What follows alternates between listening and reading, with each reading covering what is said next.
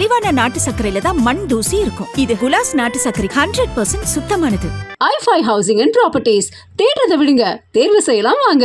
Call 9962557557. GKNM Hospital, Coimbator's trusted cancer care center for adult and pediatrics. Kovai Chettipalayam போலீசார் அமுதனை வழக்கு ஒன்றின் விசாரணைக்காக காவல் நிலையத்திற்கு வர சொல்லியிருக்கிறாங்க. குற்றவாளிகளை கண்டுபிடிச்சு நியாயமாக அந்த போதைப் பொருட்களை சீஸ் செய்திருக்க வேண்டும், பறிமுதல் பண்ணியிருக்க வேண்டும். காவல்துறையுடைய பொறுப்பற்ற போக்கால தான் இந்த நடந்திருக்கு என்பதுதான் குற்றச்சாட்டு. மாணவர் அமுதன் செய்யப்பட்டது தொடர்பாக இவ்வழக்கு போதைப் பொருள் தொடர்பான வழக்கும் அல்ல. இது வேறு மாணவர் குழுக்களுக்கிடையே ஏற்பட்ட முன்னுரிதம் மற்றும் அதனை தொடர்ந்து மேற்கொள்ளப்பட்ட பழிவாங்கும் நோக்கிலான தாக்குதலின் காரணமாகவே இச்சம்பவம் நடைபெற்றுள்ளது. புகார் அளித்தவரை சரமாரியாக தாக்கப்பட்டு உயிரிழந்ததாகவும் எதிர்க்கட்சி உறுப்பினர்கள் தெரிவித்துள்ளபடி எந்த ஒரு சம்பவமும் இவ்வழக்கில் நடைபெறவில்லை என்பதை தெளிவுபடுத்த விரும்புகிறேன். ஒரு அமைச்சரே ஐபிஎல் மேட்சில் பவுடர் நுணுக்கிக்கிட்டு மாத்திரை நுணுக்குனு கதை விட்டார். அவர்கிட்ட உங்களுடைய காவல்துறை ஏதாவது விசாரணை நடந்துச்சா? அவர் மேலே ஏதாவது நடவடிக்கை எடுத்திருக்கீங்களா? அந்த சமயத்தில் திராவிட முன்னேற்ற கழகத்தின் ஆட்சி தான் நடந்தது. அப்போ ஸ்டேடியம் வாசல்லேருந்து இவங்கெல்லாம் வந்து அந்த மாதிரியான போதைப் பொருள் விற்றாங்கன்னு சொல்லி ஒத்துக்கிறாங்களா? அப்போ இன்டர்நேஷனல் போதைப் பொருள் கடத்தல் மன்னன் ஜாஃபர் சாரிக் என்ற நபர் டெல்லியில் கைது செய்யப்பட்டார். எப்படி முதலமைச்சர் குடும்பம் முதல் அனைத்து அமைச்சர்கள் வரை தொடர்பில் இருந்தாரோ அது போன்ற எந்த ஒரு சம்பவமும் இதுமேல் நடக்காமல் தடுப்பதற்கான தேவையான அனைத்து நடவடிக்கைகளையும் முதலமைச்சர் கண்டிப்பாக எடுப்பார் என்பதை உறுதியாக சொல்லிக்கிறோம். இப்படி மட்டுமல்ல, பாலியல் வன்கொடுமை சம்பவங்களும் எக்கச்சக்கமாக சென்ற ஒரு வாரத்தில் மட்டும் நடந்திருக்கு. 2020 4338 கேஸ் போஸ்கோ வழக்கு, 2021 6064, கிட்டத்தட்ட 2000 கேஸ் இன்க்ரீஸ் ஆயிருக்கு. கடந்த ஒரு வார காலமாக தமிழ்நாட்டில் என்னென்ன சட்ட ஒழுங்கு பிரச்சனை, போதைப் பொருளால் எத்தனை நடந்திருக்கு அப்படிங்கிறது நான் மட்டுமல்ல, இங்கே இருக்கக்கூடிய அனைத்து கட்சி தலைவர்களும் இந்த அரசனுடைய கவனத்திற்கு நாங்கள் எடுத்துகிட்டு வந்தோம். தவிர அதற்கு நீங்கள் இது வரைக்கும் எந்த அமைச்சரும் அதற்கு சரியான பதில் சொல்லவே இல்லை. ஆனால் மாறாக உங்கள் ஆட்சியில் இப்படி நடந்தது, உங்கள் ஆட்சியில் இது நடந்தது அப்படின்று குறை சொல்லி கொண்டிருக்கிறாங்க. அது ஃபோட்டோ தான் காட்டினார், எஃப்ஐஆர் பதிவுப்பட்டிருக்கு அப்படின்னு சொன்னார். இதுலேருந்து என்ன தெரியுதுன்னா, எங்களுடைய ஆட்சியில் நாங்கள் நடவடிக்கை எடுத்திருக்கிறோம். உங்கள் தலைவரோட பேரை மென்ஷன் பண்ணி பேசுனது தவறு தான். அவர் சார்பாக நான் சாரி கேட்டுக்கிறேன். 8 கோடி மக்களின் பிரதிநிதியாக இருக்கக்கூடிய மாண்புமிகு முதலமைச்சர் அவர்கள் அவைக்குள்ளே வரும் பொழுது அமர்ந்திருக்கக்கூடிய எதிர்கட்சி தலைவருக்கு அந்த கண்ணியத்தை சொல்லிக் கொடுத்து 8 கோடி மக்களின் முதலமைச்சருக்கு அந்த மரியாதையை தர வேண்டும் என்ற கண்ணியத்தை சொல்லித்தர வேண்டும் என்பதை பேரவைத் தலைவர் வாயிலாக தெரிவித்துக் கொள்கிறேன். மாண்புமிகு பேரவைத் தலைவர் அவர்களே, கடந்த ஒரு வாரத்தில் மட்டும் தமிழ்நாடு முழுக்க ஏராளமான நடந்திருக்கு. முக்கியமாக கோவையில் கள்ளக்குறிச்சியை சேர்ந்த ஒடுக்கப்பட்ட பிரிவைச் சேர்ந்த 19 வயது பொறியியல் மாணவர் அமுதனை 20 பேர் கொண்ட ஒரு கும்பல் சென்ற திங்கட்கிழமை அடித்து இருக்கிறாங்க.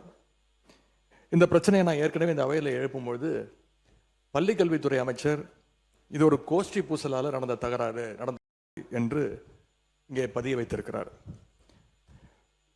10 பேர் மோதிக்கொண்டு 10 பேருக்கும் சண்டை நடந்து கொலை நடந்திருந்தால் அது கோஷ்டி பூசல். ஆனால் ஒரு மாணவனை கிட்டத்தட்ட 20 பேர் சேர்ந்து அடிச்சிருக்கிறாங்க. எனவே இது ஒரு மாணவர் அமுதன் விஷயத்தில் கோவை செட்டிப்பாளையம் போலீசார் அமுதனை வழக்கு ஒன்றின் விசாரணைக்காக காவல் நிலையத்திற்கு வர சொல்லியிருக்கிறாங்க. அப்பொழுது அந்த போதை கும்பல் பற்றி தகவல்களை கேட்டு அமுதனிடம் கேட்டு வாங்கியிருக்கிறாங்க. தகவல் வாங்கின காவல்துறை குற்றவாளிகளை கண்டுபிடிச்சு நியாயமாக அந்த போதைப் பொருட்களை சீஸ் செய்திருக்க வேண்டும், பறிமுதல் பண்ணியிருக்க வேண்டும். ஆனால் போதைப் பொருள் பயன்பாடு பற்றி தகவல் தந்த அமுதனுடைய தகவல்களை குற்றவாளிகள் கிட்டேயே பகிர்ந்துட்டு இருக்கிறாங்க. அதுதான் அமுதனுடைய மரணத்திற்கு முக்கியமான காரணமாக அமைஞ்சிருக்கு. இதை நான் மட்டும் சொல்லவில்லை, அமுதனுடைய பெற்றோர்கள் இருவரும் சொல்லியிருக்கிறாங்க. இந்த வழக்கு தொடர்பாக கள ஆய்வு செஞ்ச பல்வேறு சமூக ஆர்வலர்களும் இதே குற்றச்சாட்டை முன்வைக்கிறாங்க. இந்த சம்பவத்திற்கு நீதி கிடைக்கணும்னு நேற்றைய தினம் எங்களுடைய கழக தலைவருடைய உத்தரவின்படி ஒருங்கிணைந்த கள்ளக்குறிச்சி மாவட்ட கழகம் சார்பாக கிட்டத்தட்ட 10,000 பேர் பங்கு கொண்ட ஒரு மாபெரும் கண்டன ஆர்ப்பாட்டத்தை கள்ளக்குறிச்சி நகரத்தில் நடத்தியிருக்கின்றோம். காவல்துறையுடைய பொறுப்பற்ற போக்கால தான் இந்த நடந்திருக்கு என்பதுதான் குற்றச்சாட்டு. மாணவர் அமுதன் சம்பந்தப்பட்டவங்களுக்கு கடுமையான தண்டனையை நாம் வாங்கி கொடுக்க வேண்டும். அதே மாதிரி குற்றவாளிகளுக்கு தகவல் கொடுத்ததா குற்றம் சாட்டப்படுகின்ற காவல்துறையினர் மேலே உடனடியாக கடும் நடவடிக்கை எடுக்க வேண்டும். போதை கலாச்சாரத்தை எதிர்த்து நிற்கின்ற ஒவ்வொருத்தருக்கும் விடப்படுகிற ஒரு எச்சரிக்கை தான் இந்த சம்பவம். கோவையில் மட்டுமல்ல, சென்னையிலும் இதே மாதிரி ஒரு சம்பவம் கடந்த 14ஆம் தேதி நடந்திருக்கு. சென்னை திருவொற்றியூரில் அரசு பள்ளியில் +2 படிச்சுட்டு இருந்த மாணவனோட பேர் தனுஷ். அவர் போதை கும்பலை தட்டி கேட்டிருக்காரு. அதற்காக பட்டப்பகல்ல சுமார் 30 பேர் கொண்ட ஒரு கும்பல் தனுஷ் அவர்களை அடிச்சே இருக்கிறாங்க. இந்த அரசு போதைப் பொருள் தடுப்பு படையை உருவாக்கி இருக்கோம்னு சொல்லிடுறீங்க. அதை சொல்லி பல கோடி ரூபாயில் விளம்பரம்லாம் பண்ணியிருக்கிறீங்க. ஆனால் களத்தில் நடக்கிறதை பார்த்தா இன்னைக்கு வேற மாதிரி இருக்கு. உதாரணமாக சில நாட்களில் மட்டும் நடந்த குற்ற சம்பவங்களை இங்கே அவையில் பதிய வைக்க விரும்புகின்றேன். இப்படி மட்டுமல்ல, பாலியல் வன்கொடுமை சம்பவங்களும் எக்கச்சக்கமாக சென்ற ஒரு வாரத்தில் மட்டும் நடந்திருக்கு. கிருஷ்ணகிரி மாவட்டத்தில் 9 வயது சிறுமி ஸ்கூல் முடிஞ்சு வீட்டுக்கு போயிட்டு இருந்தப்போ வழியில் கடத்தப்பட்டு பாலியல் வன்கொடுமைக்கு ஆளாக்கப்பட்டிருக்கிறாங்க. அதே மாதிரி தூத்துக்குடி மாவட்டம் ஆறுமுகநேரியில் ஆளுங்கட்சி நிர்வாகிகள் மேலேயே பாலியல் புகார்கள் இன்னைக்கு தொடர்ந்து வண்ணம் இருக்கிறது. அந்த மாவட்டத்தில் ஆளுங்கட்சி நிர்வாகிகள் மேலே வர்ற 2வது பாலியல் குற்றச்சாட்டு இது. ராணிப்பேட்டையில் ஆளுங்கட்சியினுடைய மாவட்ட செயலாளர் திரு விஜய் மோகன் மேலே ஒரு பெண் பாலியல் குற்றச்சாட்டு சொல்லியிருக்கிறாங்க. 100 நாள் சாதனைன்னு இந்த அரசு பெருமை பேசுகிற இதே நேரத்தில் தமிழ்நாட்டில் சட்டம் ஒழுங்கு இந்த 100 நாளில் எந்த அளவுக்கு மோசமாக இருக்குது அப்படிங்கிறதும் இந்த சம்பவங்களே சாட்சி. இது மாதிரியான சம்பவங்கள் தொடராமல் இருக்க இந்த அரசு என்னென்ன நடவடிக்கை எடுக்க போகுது? போதைக்கு எதிரான தொடர் விழிப்புணர்வை ஏற்படுத்தணும். மிக முக்கியமாக சட்டம் ஒழுங்கு பிரச்சனையை கட்டுக்குள் கொண்டு வர இந்த அரசு உறுதியான நடவடிக்கை எடுக்க வேண்டும் என்று எங்களுடைய சார்பாக நான் கேட்டுக்கொள்கிறேன். மாணவர் அமுதன் செய்யப்பட்டது தொடர்பாக பதிவு செய்யப்பட்ட குற்றவியல் வழக்கு எண் 310/2026 கீழ் இதுவரை 14 பேர், நேற்று இரவு ஒருவர் கூடுதலாக இதுவரை 15 பேர் கைது செய்யப்பட்டு நீதிமன்ற காவலுக்கு அனுப்பப்பட்டுள்ளனர். மேலும் அமுதன் உள்ளிட்டோர் சக மாணவர்களை தாக்கியது தொடர்பாக பதிவு செய்யப்பட்ட குற்றவியல் வழக்கு எண் 309/2026 கீழ் 2 பேர் கைது செய்யப்பட்டுள்ளனர். காவல்துறையினரின் தீவிர விசாரணையின் அடிப்படையில் 9/8/2026 அன்று ஏற்பட்ட இரு குழுக்களுக்கிடையிலான பழிவாங்கும் நோக்கிலான தாக்குதலை அமுதனின் மரணத்திற்கு வழிவகுத்ததாக என்று தெரிய வந்துள்ளது. இவ்வழக்கு தொடர்பாக போதைப் பொருள் பயன்படுத்தியதாக புகாரிலோ காவல்துறையின் விசாரணையிலோ அறியப்படவில்லை. மேலும் பழிவாங்கும் சம்பவங்களை தடுக்க தேவையான தடுப்பு நடவடிக்கைகள் மேற்கொள்ளப்பட்டு நிலைமை தொடர்ந்து உன்னிப்பாக கண்காணிக்கப்பட்டு வருகிறது. மாண்புமிகு முதலமைச்சர் அவர்களின் ஆணைக்கிணங்க மாணவர் அமுதன் இறப்பின் காரணமாக துயரத்தில் இருக்கும் குடும்பத்தினரே மாண்புமிகு சமூக நீதித்துறை அமைச்சர் திரு வன்னியரசு அவர்களும் மற்றும் மாண்புமிகு பிற்படுத்தோர் நலத்துறை அமைச்சர் திரு வி சம்பத்குமார் அவர்களும் 15/8/2026 சனிக்கிழமை என்று நேரில் சந்தித்து ஆறுதல் தெரிவித்தனர். மேலும் வன்கொடுமை தடுப்பு சட்டத்தின் கீழ் பாதிக்கப்பட்ட குடும்பத்தினருக்கு முதற்கட்டமாக ரூபாய் 6 லட்சம் அவரது குடும்பத்தினருக்கு வழங்க ஆணையிடப்பட்டுள்ளது. மாண்புமிகு பேரவைத் தலைவர் அவர்களே, இந்த வழக்கை பொறுத்தவரை போதைப் பொருள் பயன்படுத்துவதை பார்த்து காவல்துறையிடம் புகார் அளித்தவர்களின் விவரங்களை காவல்துறையினர் சம்பந்தப்பட்ட நபர்களும் தெரிவித்ததாகவும் அதன் காரணமாக புகார் அளித்தவரை சரமாரியாக தாக்கப்பட்டு உயிரிழந்ததாகவும் எதிர்க்கட்சி உறுப்பினர்கள் தெரிவித்துள்ளபடி எந்த ஒரு சம்பவமும் இவ்வழக்கில் நடைபெறவில்லை என்பதை தெளிவுபடுத்த விரும்புகிறோம். மேலும் இவ்வழக்கு போதைப் பொருள் தொடர்பான வழக்கும் அல்ல, இது வேறு மாணவர் குழுக்களுக்கு இடையே ஏற்பட்ட முன்னுரிதம் மற்றும் அதனை தொடர்ந்து மேற்கொள்ளப்பட்ட பழிவாங்கும் நோக்கிலான தாக்குதலின் காரணமாகவே இச்சம்பவம் நடைபெற்றுள்ளது. எனவே உண்மை நிலவரத்திற்கு மாறாக இவ்வழக்கை போதைப் பொருள் தொடர்பான சம்பவமாக சித்தரித்து வழக்கின் உண்மைத்தன்மையை திசை திருப்ப வேண்டாம் என்பதை இந்த நேரத்தில் தெரிவித்துக் கொள்ள கடமைப்பட்டுள்ளேன். மாணவர் அமுதன் சம்பவத்தை பொறுத்தவரையில் உண்மையை மறைக்க வேண்டிய அவசியம் காவல்துறைக்கோ அரசுக்கோ இல்லை. இவ்வழக்கில் காவல்துறையினர் எந்தவித காலதாமதமின்றி SC/ST அதாவது வன்கொடுமை தடுப்பு சட்டம் உள்ளிட்ட பிரிவுகளின் கீழ் வழக்கு பதிவு செய்து குற்றவாளிகளை விரைவாக கைது செய்யப்பட்டுள்ளனர். இவ்வழக்கினை தொடர்ந்து கண்காணித்து 3 மாதத்திற்குள் குற்றப்பத்திரிகை தாக்கல் செய்து இவ்வழக்கில் தொடர்புடையவர்களின் மீது துரித நடவடிக்கை எடுத்து உரிய தண்டனை பெற்றுத்தர மாண்புமிகு முதலமைச்சர் அவர்கள் ஆணையிட்டுள்ளார். நாம் இங்கேயும் கடந்த 5 ஆண்டுகளாக தமிழகத்தில் நிலவும் போதைப் பொருள் பழக்கத்தை பற்றி நாம் இங்கே அனைவரும் அறிந்த விஷயம்தான். ஏற்கனவே உலக இன்டர்நேஷனல் போதைப் பொருள் கடத்தல் மன்னன் ஜாஃபர் சாதிக் என்ற நபர் டெல்லியில் கைது செய்யப்பட்டார். அவருடனும் அப்போதிருந்த முதல்வர் குடும்பம் முதல் அமைச்சர்கள் வரை அதிகாரிகள் வரை அனைவரும் எவ்வளவு தூரம் தொடர்பில் இருந்தாலும் எல்லாருக்கும் தெரியும். இதுவரை அந்த நபர் சம்பந்தப்பட்ட எந்த வழக்கும் தமிழ்நாட்டில் பதிவு செய்யவில்லை. கடந்த 5 ஆண்டுகளில் எல்லா வகையிலும் போதைப் பொருள் வந்து கல்லூரியிலிருந்து எல்லா இடங்களும் அதிகமாக இருக்கிறது என்பதில் எந்த மாற்று கருத்தும் இல்லை. அதை தடுக்க மாண்புமிகு முதலமைச்சர் அவர்கள் அனைத்து வகையிலும் தேவையான சட்டப்பூர்வ நடவடிக்கைகளும் அனைத்தையும் எடுத்துக்கொண்டிருக்கிறார். நமது அரசின் கொள்கையும் போதைப் பொருள் அனைத்து வகையிலும் கட்டுப்படுத்த வேண்டும் என்பதுதான் முதலமைச்சருடைய முக்கிய கொள்கை. இந்த கடந்த ஆட்சியில் இந்த ஜாஃபர் சாதிக் போன்ற இன்டர்நேஷனல் போதை கடத்தல் மன்னன் எப்படி முதலமைச்சர் குடும்பம் முதல் அனைத்து அமைச்சர்கள் வரை தொடர்பில் இருந்தாரோ அது போன்ற எந்த ஒரு சம்பவமும் இதுமேல் நடக்காமல் தடுப்பதற்கான தேவையான அனைத்து நடவடிக்கைகளையும் முதலமைச்சர் கண்டிப்பாக எடுப்பார் என்பதை உறுதியாக சொல்லிக்கிறோம். நம்முடைய அமைச்சர் அவர்கள் சம்பந்தப்பட்ட ஒரு நபரின் பெயரை சொல்லி குறிப்பிட்டு பேசியிருக்கிறார். அந்த சம்பந்தப்பட்ட நபர் மீது அப்படி ஒரு குற்றச்சாட்டை எழுந்ததுமே எங்களுடைய தலைவர் அவர்கள் உடனடியாக அவரை கைது செய்து அவரை என்னுடைய கட்சியிலிருந்தே உடனடியாக நீக்கிவிட்டோம். ஆனால் இவங்களுடைய ஆட்சியில் என்ன லட்சணத்தில் நடந்துகிட்டு இருக்கு என்பதை இன்னைக்கு மக்கள் பார்த்துக்கிட்டு இருக்கிறாங்க. ஒரு அமைச்சரே ஐபிஎல் மேட்ச்சில் பவுடர் நுணுக்கிக்கிட்டு மாத்திரை நுணுக்குனு கதை விட்டார். அவர்கிட்ட உங்களுடைய காவல்துறை ஏதாவது விசாரணை நடத்துச்சா? அவர் மேலே ஏதாவது நடவடிக்கை எடுத்திருக்கீங்களா? அது மட்டும் இல்லை, சமீப காலமாக ஆளுங்கட்சியை சேர்ந்த பலர் போதைப் பொருள் வழக்கில் தொடர்ந்து கைது செய்யப்பட்டு வருகிறார். நீங்க வந்து இதுக்குரிய ஆதாரங்கள்லாம் நீங்க இல்லாம நீங்க பேசக்கூடாது. அமைச்சர் அவர்கள் பேசுறதுக்கு ஏதாவது ஆதாரம் கேட்டிருக்கீங்களா? அமைச்சர் அவர்கள் பேசுறதுக்கு ஏதாவது ஆதாரம் இருக்கா? நாங்கள் உடனடியாக கைது செய்யப்பட்டிருக்கோம், அவர் கட்சியிலிருந்து நீக்கியிருக்கிறோம். உங்களுடைய அமைச்சர் ஐபிஎல் மேட்ச்சில் பவுடர் நுணுக்கிட்டு இருந்ததை இன்றைக்கு உலகமே பார்த்துச்சு. பல்வேறு விமர்சனங்கள் வந்துச்சு. குழந்தைக்கு மாத்திரை கொடுத்தேன்னு கதை விட்டாரு. அதற்காக ஏதாவது விசாரணை நடத்தியிருக்கிறீங்களா? புகார் எடுத்திருக்கிறீங்களா? ஏதாவது நடவடிக்கை எடுத்திருக்கீங்களா? கேட்க விரும்புகிறேன். முன்னவர் அவை முன்னவர் அதாவது ஸ்டேடியம்ல இருந்து இந்த மாதிரி நடந்ததுக்கான விளக்கத்தை ஆல்ரெடி அளித்தாச்சு. அதுல அவங்களுக்கு பல்வேறு முரண்பாடுகள் இருக்கலாம், பல்வேறு கருத்துக்கள் இருக்கலாம். அப்படி இவங்க சொல்றாங்கன்னா அந்த சமயத்துல திராவிட முன்னேற்ற கழகத்தின் ஆட்சி தான் நடந்தது. அப்போ ஸ்டேடியம் வாசல்ல இருந்து இவங்கெல்லாம் வந்து அந்த மாதிரியான போதைப் பொருள் வித்தாங்கன்னு சொல்லி ஒத்துக்கிறாங்களா? அப்போ அதனால ஆதாரம் இல்லாமல் விளக்கம் கொடுத்ததுக்கு அப்புறமோ தேவையில்லாத பேச எனக்கு கூட தான் வந்து இப்ப செய்திகள்ல நீங்க சொல்லக்கூடாதுன்னு சொல்றீங்க. என்னோட அதாவது என் துறையை சார்ந்த கிட்டத்தட்ட அரசு வேலை கொடுக்கறதா சொல்லி 888 கோடி ஊழல் பண்ணிருக்காங்க. எனக்கு பல்வேறு முரண்பாடுகள் இருக்கு. அதனால விளக்கம் அளித்ததுக்கு அப்புறம் அது மாதிரி தேவையில்லாத விஷயங்களை கருத்துக்களை தெரிவிக்க வேண்டாம் என்றது பேரவை வாயிலாக நான் தெரிவித்துக் கொள்கிறேன். பள்ளிக்கூடங்கள், கல்லூரிகள், கல்வி சாலைகள் என்பது வறிய ஏழை எளிய மக்களினுடைய அந்த பெற்றோர்களினுடைய வாழ்நாள் கனவை ஒரு குழந்தை நிறைவேற்றுவதற்கான ஒரு வாய்ப்பு. ஒரு பள்ளிக்கூடத்திலும் ஒரு கல்லூரியிலும் வன்முறை சம்பவங்களோ போதை பழக்க வழக்கங்களோ எதுவும் நடைபெற கூடாது என்பதுதான் அரசியல் மாச்சரியங்களை தாண்டி இந்த அரங்கில் இருக்கக்கூடிய அத்தனை மாமன்ற உறுப்பினர்களினுடைய எண்ணமாகவும் இருக்கிறது.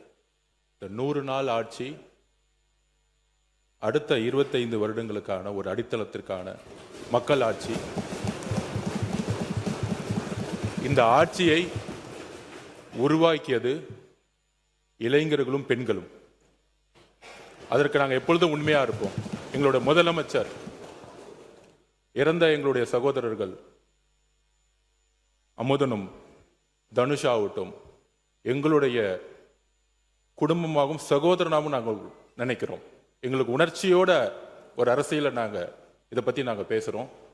முதலமைச்சருடைய ஆணையின்படி நானும் திரு ராஜ்மோகன் அவர்களும் பள்ளித்துறை அமைச்சரும் சென்றோம். தனுஷ் அவர்களுடைய வீட்டுக்கு சென்றோம். ஒரு குடும்பத்தை சந்தித்தோம். 4 கோரிக்கை வச்சாங்க. கிட்டத்தட்ட 12 பேர் கைது செய்யப்பட்டிருக்கீங்க.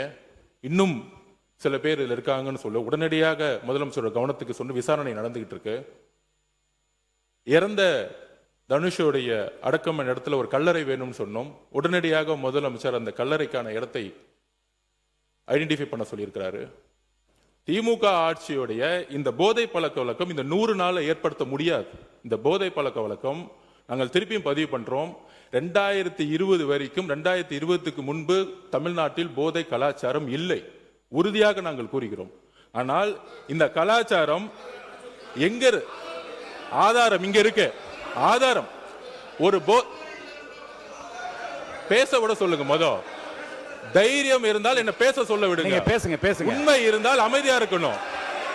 உண்மை அற்றவர்கள் தான் சவுண்ட் கொடுப்பாங்க.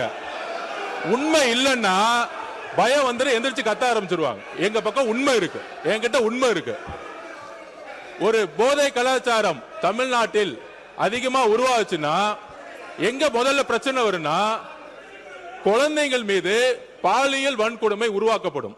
போதை கலாச்சாரம் வந்து உருவாகும் பொழுது குழந்தைகள் மீது பாலியல் வன்கொடுமை அதிகமாகும். இதுதான் ரெண்டுத்துக்கான நெருக்கம். அதுல 2020 தமிழ்நாடுடைய காவல்துறை அறிக்கை சொல்றேன். 2020 4338 கேஸ் போஸ்கோ வழக்கு. 2021 6064, கிட்டத்தட்ட 2000 கேஸ் இன்க்ரீஸ் ஆயிருக்கு. 2022 6580 கேஸ். 2023 6968 கேஸ். கடந்த ஒரு வார காலமாக தமிழ்நாட்டில் என்னென்ன சட்ட ஒழுங்கு பிரச்சனை, போதைப் பொருளால் எத்தனை கொலைகள் நடந்திருக்கு அப்படிங்கிறது நான் மட்டுமல்ல, இங்கே இருக்கக்கூடிய அனைத்து கட்சி தலைவர்களும் இந்த அரசனுடைய கவனத்திற்கு நாங்கள் எடுத்துகிட்டு வந்தோம். தவிர அதற்கு நீங்கள் இது வரைக்கும் எந்த அமைச்சரும் அதற்கு சரியான பதில் சொல்லவே இல்லை. ஆனால் மாறாக உங்கள் ஆட்சியில் இப்படி நடந்தது, உங்கள் ஆட்சியில் இது நடந்தது அப்படின்று குறை சொல்லி கொண்டிருக்கிறார்கள். அது ஃபோட்டோ தான் காட்டினார், எஃப்ஐஆர் பதிவு பட்டிருக்கு அப்படின்னு சொன்னார். இதுலேருந்து என்ன தெரியுதுன்னா, எங்களுடைய ஆட்சியில் நாங்கள் நடவடிக்கை எடுத்திருக்கிறோம். ஆட்சிக்கு வந்த ஒரே ஆண்டில் எங்களுடைய தலைவர் அவர்கள் போதைப் பொருள் இல்லா தமிழ்நாடு என்ற இலக்கோடு மதுவிலக்கு அமலாக்கத்துறையையும் நார்காட்டிக்ஸ் இன்டெலிஜென்ஸ் பியூரோ சிஐடி என்ற இரு பிரிவுகளை ஒன்றிணைச்சு இபிசிஐடி என்ற புதிய பிரிவை உருவாக்கினவர் எங்களுடைய தலைவர் திரு முத்துவேல் கருணாநிதி ஸ்டாலின், அன்றைய முதலமைச்சர் அவர்கள். அவர் அன்றைக்கு அப்படி செயல்பட்டதால் தான் கடந்த 5 ஆண்டு கால திராவிட மாடல் ஆட்சியில் இதுவரை இல்லாத அளவுக்கு ஒரு விழிப்புணர்வை ஏற்படுத்தி போதைப் பொருட்களை தொடர்ந்து எங்களுடைய அரசு பறிமுதல் செஞ்சது. அவர் சொன்னாரு, ஆன்டி ட்ரக்ஸுக்கு எதிராக நாங்கள் வந்து தனியாக வந்து நடவடிக்கை எடுத்தோன்னு. எங்களுடைய ஆட்சியில் ஆன்டி ட்ரக்ஸ் ஆன்டி நார்கட்டிக் டாஸ்க் ஃபோர்ஸுக்காக ரூபாய் 264.14 கோடி ஒதுக்கப்பட்டிருக்கு.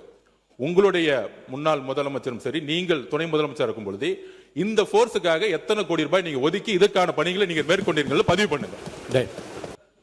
போதைப் பொருள் ஒழிப்பு மற்றும் சட்டவிரோத கடத்தல் தடுப்பு பணியை சிறப்பாக மேற்கொள்ளும் காவலர்களுக்கு 2 நாட்களுக்கு முன்பு நம்முடைய முதலமைச்சர் அவர்கள் விருதெல்லாம் வழங்கியிருக்கிறார். விருது எதற்காகன்னு பார்த்தீங்கன்னா, போதைப் பொருள் ஒழிப்பு மற்றும் சட்டவிரோத கடத்தல் தடுப்பு நடவடிக்கையை சிறப்பாக மேற்கொண்டதற்காக, கடந்த ஒரு வருடமாக சிறப்பாக பணியாற்றியதற்காக 15 காவல்துறை அதிகாரிகள் மற்றும் காவலர்களுக்கு முதலமைச்சர் அவர்களே விருது கொடுத்திருக்கிறாங்க. முதல்ல உங்கள் தலைவரோட பேரை மென்ஷன் பண்ணி பேசுனது தவறு தான். அவர் சார்பாக நான் சாரி கேட்டேன்.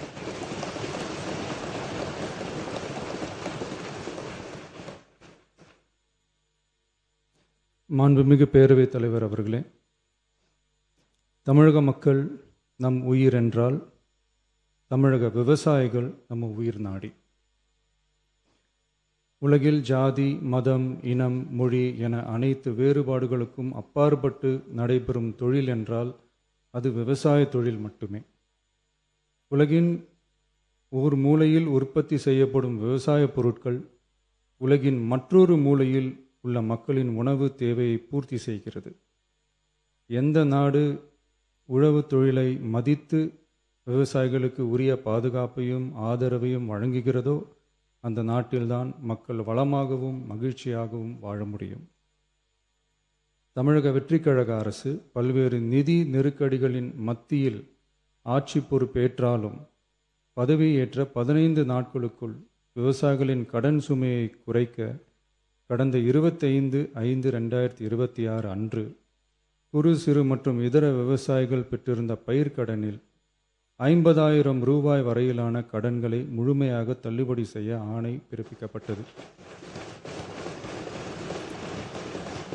அதனைத் தொடர்ந்து மாநிலம் முழுவதும் பல்வேறு விவசாய அமைப்புகளிடமிருந்து பெறப்பட்ட பயிர்க்கடன் தள்ளுபடி தொடர்பான கோரிக்கைகளை கனிவுடன் பரிசீலித்து நிதி நெருக்கடியான சூழ்நிலையிலும் விவசாயிகளின் நலனை பாதுகாக்க வேண்டியதன் அவசியத்தை மட்டும் கருத்தில் கொண்டு குறு சிறு மற்றும் இதர பெரு விவசாயிகளுக்கு 50,000 ரூபாய் வரை முழு தள்ளுபடி செய்ய அறிவிக்கப்பட்டதை உயர்த்தி ரூபாய் 75,000 வரை கடன் பெற்றவர்களுக்கு முழு தொகையையும் ரூபாய் 75,000க்கும் மேல் கடன் பெற்றவர்களுக்கு ரூபாய் 35,000 தள்ளுபடி செய்ய அறிவிக்கப்பட்டு அதன் மூலம் 14.44 லட்சம் விவசாயிகளுக்கு ரூபாய் 5932.23 கோடி அளவிலான கூட்டுறவு பயிர்க்கடன் தள்ளுபடி செய்து 19/6/26 அன்று ஆணையிடப்பட்டது. இதில் 31/7/2026 வரை ரூபாய் 5267 கோடி விடுவிக்கப்பட்டு 13.34 லட்சம் விவசாயிகளின் கணக்கில் வரவும் வைக்கப்பட்டுள்ளது. இச்சூழ்நிலையில் மாநிலம் முழுவதும் உள்ள விவசாய சங்க அமைப்புகளின் பிரதிநிதிகள் பயிர்க்கடன் தள்ளுபடியை அதிகரிக்க வேண்டும் என்ற கோரிக்கையை முன்வைத்து கொண்டிருந்தனர்.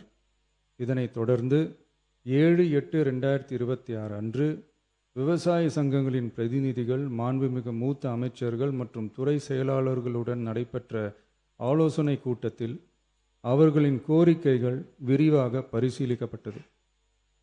கடந்த காலங்களில் பயிர்க்கடன்கள் தள்ளுபடி செய்யப்பட்டாலும் அரசால் கூட்டுறவு வங்கிகளுக்கு செலுத்த வேண்டிய தொகை 4 to 5 ஆண்டு கால இடைவெளியில் செலுத்தப்பட்டு வந்துள்ளது. 2021 ஆண்டில் பயிர்க்கடன் தள்ளுபடி செய்யப்பட்ட தொகை 2021 முதல் 26 வரையான காலத்தில் அரசால் 12 தவணைகளாக கூட்டுறவு வங்கிகளுக்கு செலுத்தப்பட்டுள்ளது. ஆனால் அந்த கால அவகாசம் நமது அரசுக்கு தற்போது இல்லை. இந்திய ரிசர்வ் வங்கியின் 28/11/2025 தேதியிட்ட கடிதத்தில் அரசு கடன் தள்ளுபடி திட்டங்களுக்கான செயல்பாட்டு நடைமுறைகளின்படி பயிர்க்கடன் தள்ளுபடிக்கான முழு தொகையையும் அரசானது 45 முதல் 60 நாட்களுக்குள் கூட்டுறவு வங்கிகளுக்கு முழுமையாக செலுத்த வேண்டும் என்ற வழிமுறை நடைமுறையில் வந்துள்ளது. இந்த வழிகாட்டுதலின்படியும் தமிழ்நாடு அரசின் நிதிநிலை மற்றும் நிதி ஆதாரங்கள் ஆகியவற்றை கருத்தில் கொண்டும் இந்த இக்கட்டான சூழ்நிலையிலும் கூட்டுறவு வங்கிகள் மூலம் வழங்கப்பட்ட பயிர்க்கடன்களுக்கு பின்வரும் கூடுதல் தள்ளுபடியை வழங்கிட அரசு முடிவு செய்துள்ளது. 75,000 ரூபாய் வரை பெற்றுள்ள பயிர்க்கடன்கள் 100% முழுமையாகவும், 75,000 ரூபாய் முதல் 1 லட்சம் ரூபாய் வரை பெற்றுள்ள பயிர்க்கடன்களுக்கு அதிகபட்சமாக 75,000 ரூபாய் வரையும், 1 லட்சம் ரூபாய்க்கு மேல் பெற்றுள்ள பயிர்க்கடன்களுக்கு அதிகபட்சமாக 35,000 ரூபாய் வரையும் தள்ளுபடி வழங்கப்படும். இதன் மூலம் 75,000 ரூபாய் முதல் 1 லட்சம் ரூபாய் வரை பயிர்க்கடன் பெற்றுள்ள 2,38,264 விவசாயிகளுக்கு தலா 75,000 ரூபாய் வரை தள்ளுபடி வழங்கப்படும். இதனால் ஏற்கனவே பெற்ற தள்ளுபடி தொகைக்கு மேலாக 40,000 ரூபாய் வரை கூடுதல் தள்ளுபடி பெறும் வாய்ப்பு ஏற்படும்.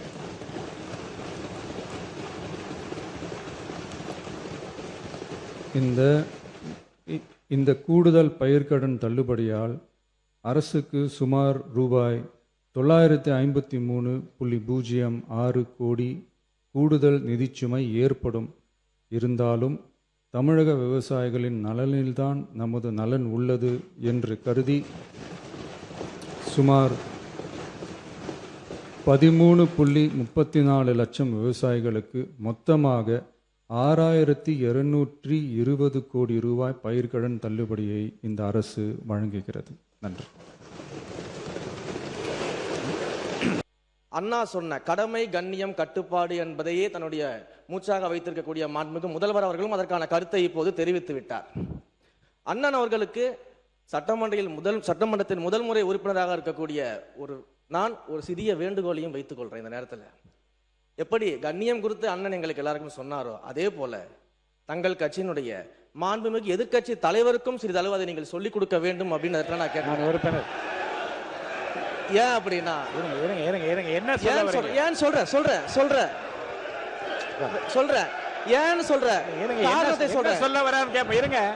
காரணத்தை சொல்றேன். 8 கோடி மக்களின் பிரதிநிதியாக இருக்கக்கூடிய மாண்புமிகு முதலமைச்சர் அவர்கள் அவைக்குள்ளே வரும் பொழுது அமர்ந்திருக்கக்கூடிய எதிர்க்கட்சி தலைவருக்கு அந்த கண்ணியத்தை சொல்லிக் கொடுத்து 8 கோடி மக்களின் முதலமைச்சருக்கு அந்த மரியாதையை தர வேண்டும் என்ற கண்ணியத்தை சொல்லித்தர வேண்டும் என்பதை பேரவைத் தலைவர் வாயிலாக தெரிவித்துக் கொள்கிறேன். மலிவான நாட்டு சர்க்கரையில தான் மண் தூசி இருக்கும். இது குலாஸ் நாட்டு சர்க்கரை 100% சுத்தமானது. i5 Housing and Properties. தேடுறதை விடுங்க, தேர்வு செய்யலாம் வாங்க. Call 9962 557 557. GKNM Hospital, Coimbator's trusted cancer care center for adult and pediatrics.